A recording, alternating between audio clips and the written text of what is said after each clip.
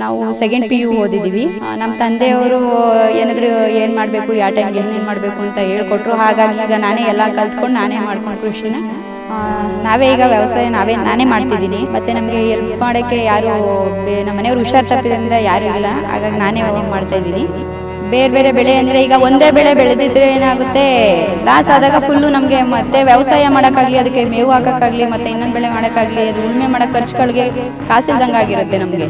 ಅದೇ ಇನ್ನೊಂದು ಬೆಳೆ ಇದ್ದರೆ ಈ ಬೆಳೆ ಹೋದರೆ ಮತ್ತೆ ಇನ್ನೊಂದು ಬೆಳೆಲಾದರೂ ಆಗುತ್ತೆ ಅಂತ ನಾವೀಗ ಬಾಳೆ ಬೆಳೀತಾ ಇದ್ದೀವಿ. ಅದ್ರ ಜೊತೆ ಪಪ್ಪಾಯ ಹಾಕಿ ಮತ್ತು ರೇಷ್ಮೆನೂ ಇಟ್ಕೊಂಡು ಮತ್ತು ಮೇಕೆ, ಕೋಳಿ, ಈ ರೀತಿ ವಿವಿಧ ಎಲ್ಲ ರೀತಿ ಬೆಳೆಗಳನ್ನ ಮಾಡ್ಕೊಂಡಿರೋದ್ರಿಂದ ನಮ್ಗೊಂದು ಸ್ವಲ್ಪ ಆದಾಯ ಐತೆ.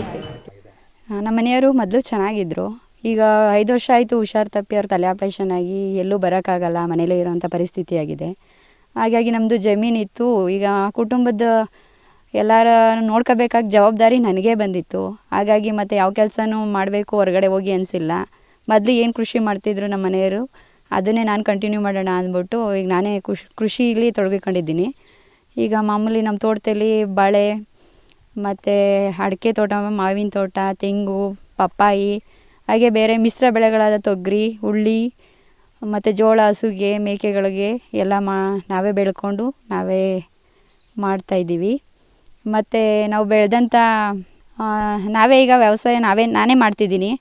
ಮತ್ತು ನಮಗೆ ಹೆಲ್ಪ್ ಮಾಡೋಕ್ಕೆ ಯಾರೂ ನಮ್ಮ ಮನೆಯವರು ಹುಷಾರು ತಪ್ಪಿದ್ರಿಂದ ಯಾರೂ ಇಲ್ಲ. ಹಾಗಾಗಿ ನಾನೇ ಮಾಡ್ತಾಯಿದ್ದೀನಿ. ಮತ್ತು ನನಗೇನಾದರೂ ಕೃಷಿ ಬಗ್ಗೆ ಏನಾದ್ರು ಬೇಕು ಅಂದರೆ ಕೃಷಿ ತೋಟಗಾರಿ ಇಲಾಖೆ ಸರ್ ಆದ ಸಿದ್ದಿಂಗಪ್ಪ ಅವ್ರನ್ನ ಕೇಳ್ಕೊತೀನಿ. ಮತ್ತು ಕೃಷಿ ಹೋಗಿ ಕೇಳ್ಕೊಬರ್ತೀನಿ. ಮತ್ತು ನಮ್ಮ ತಂದೆಯವರು ಕೃಷಿ ಮಾಡ್ತಿದ್ರು ಆಗ್ಲಿಂದನೂ. ನಾವು ಸೆಕೆಂಡ್ PU ಓದಿದ್ದೀವಿ. ನಮ್ಮ ತಂದೆಯವರು ಏನಾದರೂ ಏನು ಮಾಡಬೇಕು, ಯಾವ ಟೈಮ್ಗೆ ಏನೇನು ಮಾಡಬೇಕು ಅಂತ ಹೇಳ್ಕೊಟ್ರು. ಹಾಗಾಗಿ ಈಗ ನಾನೇ ಎಲ್ಲ ಕಲ್ತ್ಕೊಂಡು ನಾನೇ ಮಾಡ್ಕೊಂಡು ಕೃಷಿನ ಎಲ್ಲ ಬೆಳೀತಿದ್ದೀನಿ. ಮತ್ತು ನಾವು ರೈತರು ಬೆಳೆದ್ಬಿಟ್ಟು ಬೇರೆಯವ್ರಿಗೆ ಇಲ್ಲಿ ಮಧ್ಯವರ್ತಿಗಳಿಂದ ನಾವು ವ್ಯಾಪಾರ ಮಾಡ್ತೀವಿ ಅಂದರೆ ಅದು ತುಂಬ ಕಷ್ಟ ಐತೆ. ನಮಗೆ ಬರೋ ಲಾಭಕ್ಕಿಂತ ಅವ್ರಿಗೆ ಹೆಚ್ಚಾಗಿ ಲಾಭ ಬರುತ್ತೆ. ಹಾಗಾಗಿ ನಾವು ಬೆಳೆದಿದ್ದನ್ನು ನಾವೇ ಮಾರ್ಕೆಟಿಗೆ ತಗೋಗಿ ಮಾರಿದ್ರೆ ನಮಗೆ ಲಾಭ ಬರುತ್ತೆ ಹೆಚ್ಚಾಗಿ. ಉದಾಹರಣೆಗೆ ಬಾಳೆಹಣ್ಣು ನಾವು ಬೆಳೆದಾಗ ಈ ವರ್ಷದಲ್ಲಿ ರೈಟ್ ಇರಲಿಲ್ಲ ನಮ್ಗೆ ಹೋದ ವರ್ಷ. ಹಂಗಾಗಿ ಬಾಳೆಹಣ್ಣು KG ಬರೀ 20 ರೂಪಾಯಿಗೂ ತಗೊಳ್ಳಲ್ಲ ಅಂದರು, ಚೆನ್ನಾಗಿರೋ ಕ್ವಾಲಿಟಿ ಬಾಳೆಹಣ್ಣು. ನಾವು ಹಣ್ಣು ಮಾಡಿ ನಾವೇ ಮಾರ್ಕೆಟ್ಗೆ ಹೋಗಿ KGಗೆ 60 ರೂಪಾಯಿ ಥರ ನಾವೇ ಮಾರಿ ಬಂದದ್ರಿಂದ ನಮಗೆ ಸ್ವಲ್ಪ ಆದಾಯ ಜಾಸ್ತಿ ಸಿಕ್ತು. ಈಗ ಮಾವಿನ ತೋಟನೂ ಅಷ್ಟೇ, ಮಾವಿನಕಾಯಿನೂ ನಾವೇ ಮಾರ್ಕೆಟ್ಗೆ ಹೋಗಿ ಮಾರ್ತೀವಿ. ಈಗ ರೇಷ್ಮೆ ಬೆಳಿತೀವಿ, ರೇಷ್ಮೆ ಬೆಳೆದ್ರು ಗೂಡು ಸುಹದ ನಾನೇ ಮಾರ್ಕೆಟ್ಗೆ ಹೋಗಿ ಮಾರಾಟ ಮಾಡ್ಕೊಂಡು ಬರ್ತಿದ್ದೀವಿ. ಹಂಗಾಗಿ ನಾವು ಕೃಷಿಲಿ ಏನೋ ಸ್ವಲ್ಪ ಆದಾಯನ ನೋಡ್ತಿದ್ದೀವಿ ಅಂತ ನಮ್ಗನ್ಸಿದೆ. ಏನೇನು ಕೆಲಸ ಮಾಡ್ತೀರಿ ನಾವು ಎಲ್ಲ ಕೆಲಸ ಮಾಡ್ತೀವಿ. ಪ್ರತಿಯೊಂದು ಔಷಧಿ ಹೊಡೆತದಿಂದ ಈಗ ಉಳುಮೆ ಬೇಕು, ಟ್ಯಾಕ್ಟ್ರ್ ಓಡಿಸೋದು ಕಲ್ತ್ಕೊಂಡ್ವಿ. ಅದು ಕಲಿಬೇಕಾದ್ರೆ ಅನಿವಾರ್ಯ ಆಗಿತ್ತು ನನಗೆ. ಈಗ ಉಳುಮೆ ಹೊಡೆಯೋ ಟೈಮ್ಗೆ ಡ್ರೈವರ್ಗಳು ಸಿಗ್ತಾರೆ. ಗಾಡಿ ಸ್ವಂತ ಇತ್ತು, ಆದರೂ ಡ್ರೈವರ್ಗಳು ಇರ್ತಾ ಇರಲಿಲ್ಲ. ಇವತ್ತಿರ್ತಾರೆ, ನಾಳೆ ಹೋಗ್ತಿದ್ದಾರೆ. ಹಾಗಾಗಿ ಬೇರೆ ಜಮೀನು ಉಳ್ದೆ ಹೋದ್ರು ನಮ್ಮ ಜಮೀನು ನಮ್ಗೆ ಬೇಕು ಅಂದಾಗ ಉತ್ಕೋಬೇಕು ಅನ್ನೋ ಕಾರಣಕ್ಕಾಗಿ ನಾನು ಟ್ಯಾಕ್ಟ್ರ್ ಓಡಿಸೋದು ಕಲಿತೆ. ಅದಕ್ಕೆ ನನ್ನ ತಮ್ಮ ಸಪೋರ್ಟಾಗಿ ನಿಂತು ನನ್ನ ತಮ್ಮ ಟ್ಯಾಕ್ಟ್ರ್ ಓಡಿಸೋದು ಕಲಿಸ್ಕೊಟ್ಟಿದ್ದಾನೆ. ನಮ್ಮ ಜಮೀನಿಗೆ ನಾನೇ ಈಗ ಡ್ರೈವರ್ಗಳಿಲ್ಲ ಅಂದರೂ ನಾನು ಉಳ್ತೀನಿ ಅನ್ನೋದು ಅಷ್ಟು ಕೆಪಾಸಿಟಿ ನನಗೆ ಬಂದಿದ್ದೆ. ಈಗ ನಾನೇ ಉತ್ಕೊಂಡು ನಾನೇ ಏನು ಬೇಕೋ ವ್ಯವಸಾಯ ಮಾಡಬೇಕೋ, ಯಾವ ಟೈಮ್ ಬೇಕು ಟ್ಯಾಕ್ಟ್ರ್ ಉಳುಮೆ ಮಾಡ್ಕೊಂಡು ನಾನೇ ಮಾಡ್ತೀನಿ. ಬಾಳೆ ಔಷಧಿಗೂ ಸುಧಾ ಚಿಕ್ಕಗಿದ್ದಾಗಿಂದನೂ ನಾನೇ ಹೊಡ್ಕೊತಿದ್ದೆ. ಅದನ್ನು ಔಷಧಿನೂ ಹಾಕೋದು, ಮೇವು ಹಾಕೋದು, ಗೊಬ್ಬರ ಹಾಕೋದು. ಟೈಮ್ ಬಂದಾಗ ಕೆಲವು ಟೈಮ್ನಲ್ಲಿ ಒಬ್ಬಳೇ ಎಲ್ಲ ಮಾಡೋಕ್ಕಾಗದೇ ಇದ್ದಾಗ ಮಾತ್ರ ಆಳುಗಳು ಕರ್ಕೊಂಡು ಮಾಡ್ತೀವಿ. ಇದ್ದ ಟೈಮ್ನಲ್ಲಿ ಮಾತ್ರ ಎಲ್ಲ ನಾನೇ ಮಾಡ್ಕೊತೀನಿ. ಮತ್ತು ಔಷಧಿ ಹೊಡೆಯೋದಾಗಲಿ, ಮೇವು ಹಾಕೋದಾಗಲಿ ಪ್ರತಿಯೊಂದು ನಾವೇ ಮಾಡ್ಕೋಬೇಕಾಗಿ ಬರುತ್ತೆ. ಅಂದರೆ ನಮ್ಮ ಟೈಮ್ಗೆ ಆಳುಗಳು ಸಿಗಲ್ಲ. ಈಗ ತೇವ ಇರುತ್ತೆ, ಆ ಟೈಮ್ಗೆ ಮೇವು ಹಾಕಬೇಕು, ಗೊಬ್ಬರ ಹಾಕಬೇಕು ಅಂದಾಗ ಆಳುಗಳು ಸಿಗಲ್ಲ. ಹಾಗಾಗಿ ನಾವೇ ಮಾಡಬೇಕಾದ ಪರಿಸ್ಥಿತಿ ಇರುತ್ತೆ, ನಾವೇ ಮಾಡ್ಕೊತೀವಿ. ವರ್ಷಕ್ಕೆ ಎಷ್ಟು ಆದಾಯ ಮಾಡ್ತೀರಿ ಮೇಡಮ್ ನೀವು ನಿಮ್ಮ ಸ್ವಂತ ದುಡಿಮೆಯಿಂದ ಮಾಡ್ತಾ ಇರೋದ್ರಿಂದ? ವರ್ಷಕ್ಕಿಂತ ಅಂದಾಜು ಈಗ ಸ್ವಂತ ಎಲ್ಲ ಮಿಶ್ರ ಬೆಳೆ ಮಾಡೋದ್ರಿಂದ ನಾವು ಸ್ವಲ್ಪ 3-3.5 4 ಗಂಟೆ ಮಾಡ್ತೀವಿ ಆದಾಯನ. ಅದು ಖರ್ಚು ಮಾಡಿ ಇನ್ನು ರೈಟ್ ಸಿಕ್ಕಿ ನಮಗೆ ರೈತರಾದವ್ರಿಗೆ ಅದು ನಾವು ಬೆಳೆದಿದ್ದಕ್ಕೆ ಒಳ್ಳೆ ರೈಟ್ ಸಿಕ್ಕಿದ್ರೆ ನಮಗೆ ಆದಾಯ ಇರುತ್ತೆ. ಕೆಲವು ಟೈಮು ಮಳೆ ಬಂದು ಹಾಳು ಮಾಡುತ್ತೆ, ಕೆಲವು ಟೈಮ್ ರೈಟ್ ಇಲ್ಲದೆ ಹಾಳಾಗುತ್ತೆ, ಈಗ ಏನೇನೋ ಆಗುತ್ತೆ. ಆದರೂ ಏನೋ 3-4 ಗಂಟೆ ಆದಾಯ ಮಾಡ್ತಿರ್ತೀವಿ. ನೇರವಾಗಿ ಮಾರುಕಟ್ಟೆ ಮಾಡೋದ್ರಿಂದ ನಿಮ್ಗೆ ಅನುಕೂಲ ಜಾಸ್ತಿ? ನೇರವಾಗಿ ನಾವು ಮಾರುಕಟ್ಟೆಗೆ ಹೋಗಿ ವ್ಯಾಪಾರ ಮಾಡಿ ಬರೋದ್ರಿಂದನೇ ನಮಗೆ ಅನುಕೂಲ ಇದೆ. ಮತ್ತು ರೈತರಿಗೆ ಇನ್ನೊಂದು ನನಗೆ ನೋವಾಗಿದ್ದ ವಿಷಯ ಅಂದರೆ ಮಾರಾಟ ಮಾಡೋಕ್ಕೆ ಹೋದಾಗ ಮಾರ್ಕೆಟ್ನಲ್ಲಿ ನಾವು ಬೆಳೆದಿದ್ದ ಬೆಳೆನ ಮಾರಾಟ ಮಾಡೋಕ್ಕೆ ನಮ್ಮನ್ನು ಬಿಡೋಂಗಿಲ್ಲ. ಇಲ್ಲಿ ಮಾರಬೇಡಿ, ನಮ್ಮದು ಇದು ಜಾಗ, ನಾವು ಮಾರ್ತೀವಿ ಅಂತ ನಮ್ಮನ ಮೇಲೆ ಜಗಳ ಮಾಡಿದ್ರು. ಆದರೂ ರೋಡ್ ಸೈಡಲ್ಲಿ ಕೆಸರುಗಳಲ್ಲಿ ನಾವು ಟ್ಯಾಕ್ಟ್ರ್ ತೊಗೊಂಡೋಗಿ ಟ್ಯಾಕ್ಟ್ರಲ್ಲಿ ನಿಂತ್ಕೊಂಡು ಬಾಳೆಹಣ್ಣು ಮಾರ್ಕೊಂಡು ಬಂದಿದ್ದೀವಿ. ಆದರೂ ಅಲ್ಲೂ ನಿಲ್ಸ್ಕೊಂಡು ಓಡೋಂಗಿಲ್ಲ, ಇಲ್ಲೂ ಮಾರಬೇಡಿ, ನಮ್ಗೆ ವ್ಯಾಪಾರ ಆಗಲ್ಲ, ಹೋಗಿ ನೀವು ಆ ಕಡೆ ಹೋಗಿ ಈ ಕಡೆ ಹೋಗಿ ಅಂತ ಹೇಳ್ತಾರೆ. ಹಾಗಾಗಿ ಅದೊಂದು ನೋವು ಆಯಿತು ನನಗೆ. ಇಷ್ಟೆಲ್ಲ ಕಷ್ಟ ಬಿದ್ದು ಬೆಳೆದು ನಾವು ಮಾಡಿದ್ರೂ ನಮಗೆ ಮಾರಾಟ ಮಾಡೋಕ್ಕೆ ಬಿಟ್ಕೊಡೋದಿಲ್ವಲ್ಲ ಜನಗಳು ಅಂತ ನೋವಾಯ್ತು ಅದೊಂದು. ಈಗ ನಿಮ್ಮ ಮನೆಯಲ್ಲಿ ಯಾರ್ಯಾರಿದ್ದಾರೆ? ಎಲ್ಲರೂ ನೀವೇ ಸಾಕ್ತಾ ಇದ್ದೀರಾ? ನಮ್ಮ ಮನೇಲಿ ನಮ್ಮ ಮನೆಯವರಿದ್ದಾರೆ, ನನಗಿಬ್ಬರು ಮಕ್ಕಳಿದ್ದಾರೆ. ಒಂದು ಗಂಡು ಏನಾಗಿದೆ? ಮನೆಯವ್ರಿಗೆ ತಲೆ ಆಪ್ರೇಷನ್ ಆಗಿ 5 ವರ್ಷ ಆಯಿತು. Bed return? ಬೆಡ್ಡಲ್ಲಿ ಇರ್ತಾರೆ ಅವರು, ಎಲ್ಲೂ ಓಡಾಡಂಗಿರಲ್ಲ, ಏನಿಲ್ಲ. ಅವರು ಮನೆ ಹತ್ರ ಇರೋದು. ಮಕ್ಕಳು ಓದ್ತಿದ್ದಾರೆ, ಚಿಕ್ಕ ಮಕ್ಕಳುಗಳು. ಮತ್ತು ನಮ್ಮ ಮಾವ, ನಮ್ಮ ಮನೆಯವರ ಅತ್ತೆ ಸೋದರತ್ತೆ ಇದ್ದಾರೆ, ಅವ್ರನ್ನೂ ಸುದ್ದ ನಾವೇ ನೋಡ್ಕೊಬೇಕು. ಮನೇಲಿ ಎಲ್ಲನೂ ನಾವೇ ನೋಡಿಕೊಂಡು ವ್ಯವಸಾಯ ಮಾಡಿಕೊಂಡು ಸಾಕ್ತಾಯಿದ್ದೀವಿ. ವ್ಯವಸಾಯದಲ್ಲಿ ಖುಷಿಯಾಗಿದ್ದೀರಾ?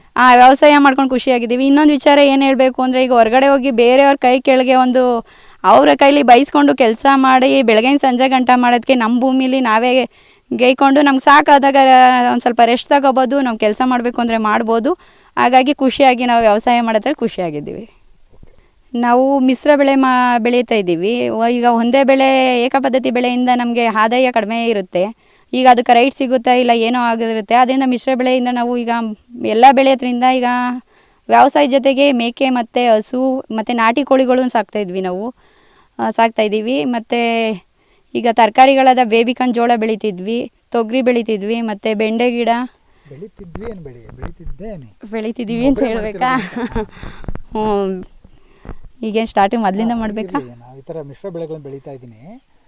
ಆಳುಗಳ ಕೊರತೆ ಆದಾಗ ನಾನೇ ಈಗ ಮಿಶ್ರ ಬೆಳೆಗಳನ್ನ ಮಾಡ್ತಿದ್ದೀವಿ. ಈ ಮಿಶ್ರ ಬೆಳೆಗಳು ಮಾಡೋದ್ರಿಂದ ಒಂದು ಬೆಳೆಯಲ್ಲಿ ರೈಟ್ ಸಿಕ್ಕಿಲ್ಲ, ಅದರಲ್ಲಿ ಲಾಸ್ ಆದ್ವಿ ಅಂದರೆ ಮತ್ತೆ ಇನ್ನೊಂದು ಬೆಳೆಯಿಂದ ನಮಗೆ ಲಾಭ ಬರುತ್ತೆ. ಹಾಗಾಗಿ ಈಗ ಆಳು ಸಿಗದೆ ಇದ್ದಾಗ ನಾನೇ ಅದನ್ನು ಮಾಡ್ತಿರ್ತೀನಿ, ನಾವೇ ಅದನ್ನು ಕೆಲಸ ಮಾಡ್ತಿರ್ತೀವಿ ಎಲ್ಲನೂ.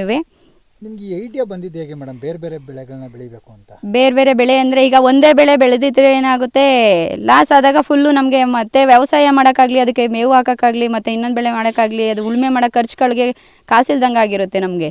ಅದೇ ಇನ್ನೊಂದು ಬೆಳೆ ಇದ್ದರೆ ಈ ಬೆಳೆ ಹೋದರೆ ಮತ್ತು ಇನ್ನೊಂದು ಬೆಳೆಲಾದರೂ ಆಗುತ್ತೆ ಅಂತ ನಾವೀಗ ಬಾಳೆ ಬೆಳೀತಾ ಇದ್ದೀವಿ. ಅದ್ರ ಜೊತೆ ಪಪ್ಪಾಯ ಹಾಕಿ ಮತ್ತು ರೇಷ್ಮೆನೂ ಇಕ್ಕೊಂಡು ಮತ್ತು ಮೇಕೆ, ಕೋಳಿ, ಈ ರೀತಿ ವಿವಿಧ ಎಲ್ಲ ರೀತಿ ಬೆಳೆಗಳನ್ನ ಮಾಡ್ಕೊಂಡಿರೋದ್ರಿಂದ ನಮ್ಗೊಂದು ಸ್ವಲ್ಪ ಆದಾಯ ಐತೆ.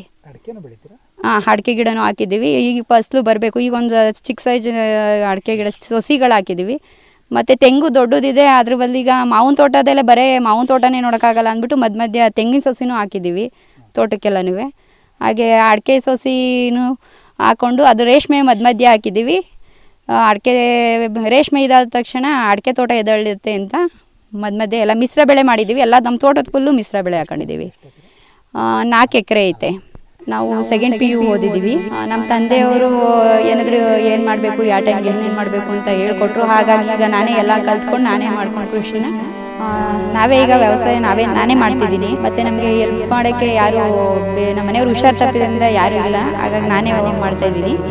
ಬೇರೆ ಬೇರೆ ಬೆಳೆ ಅಂದರೆ ಈಗ ಒಂದೇ ಬೆಳೆ ಬೆಳೆದಿದ್ರೆ ಏನಾಗುತ್ತೆ, ಲಾಸ್ ಆದಾಗ ಫುಲ್ಲು ನಮಗೆ ಮತ್ತೆ ವ್ಯವಸಾಯ ಮಾಡೋಕ್ಕಾಗಲಿ, ಅದಕ್ಕೆ ಮೇವು ಹಾಕೋಕ್ಕಾಗಲಿ, ಮತ್ತು ಇನ್ನೊಂದು ಬೆಳೆ ಮಾಡೋಕ್ಕಾಗಲಿ, ಅದು ಉಳುಮೆ ಮಾಡೋ ಖರ್ಚುಗಳಿಗೆ ಕಾಸಿಲ್ದಂಗೆ ಆಗಿರುತ್ತೆ ನಮಗೆ.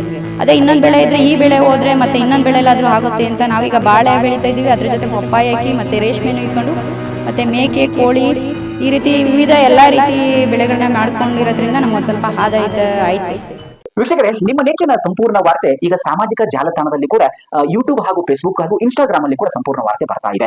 ಈಗಲೇ ಸಬ್ಸ್ಕ್ರೈಬ್ ಮಾಡ್ಕೊಳ್ಳಿ. ಪ್ರತಿನಿತ್ಯ ಸುದ್ದಿಗಳನ್ನ ನಿಮ್ಮ ಮುಂದೆ ನಿಮ್ಮ ಮೊಬೈಲ್ ಅಲ್ಲಿ ನಿಮ್ಮ ಕನ್ನಡದಲ್ಲಿ ನೀವು ನಿತ್ಯ ನೋಡಬಹುದು. ಫೇಸ್ಬುಕ್ ಅಲ್ಲಿ ಕೂಡ ಫಾಲೋ ಮಾಡ್ಕೊಳ್ಳಿ, ಅದರಲ್ಲಿ ಕೂಡ ಸುದ್ದಿಗಳನ್ನ ನೀವು ನೋಡ್ತಾ ಇರ್ಬೋದು. ನೀವು ಅಷ್ಟೇ ಅಲ್ಲದೆ ನಿಮ್ಮ ಗೆಳೆಯ ವೃಂದಕ್ಕೂ ಕೂಡ ಈ ಸುದ್ದಿಯನ್ನ ಶೇರ್ ಮಾಡುವುದನ್ನ ದಯವಿಟ್ಟು ಮರೆಯಬೇಡಿ.